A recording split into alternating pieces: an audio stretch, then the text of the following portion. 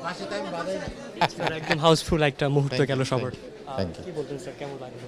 হ্যাঁ, আমরা তো চাই যে আসলে এটাই চাই যে আমাদের ছবি, বিশেষ করে আমরা যারা একটু অন্য ধরনের ছবি, যে স্বাধীন চলচ্চিত্র যেটা আমরা বলি, এই ছবিগুলো মানুষ দেখুক আসলে।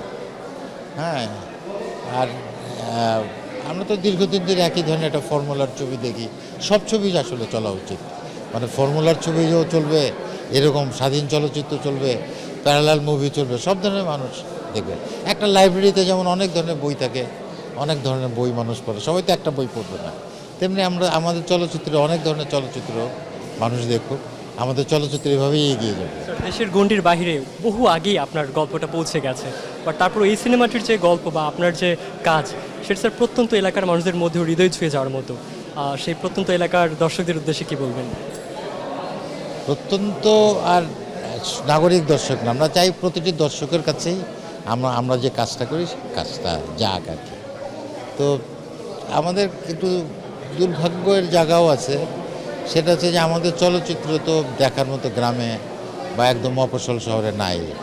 তা আমরা আশা করব যে ধীরে ধীরে এটা হবে, তত দেখে যেতে পারবো কিনা জানি না, তবে সেই আশা নিয়েই বেঁচে আছি যে আমাদের চলচ্চিত্র, আমরা যে ধরনের চলচ্চিত্র করি সেটাও একেবারে প্রত্যন্ত অঞ্চলে ছড়িয়ে পড়ে।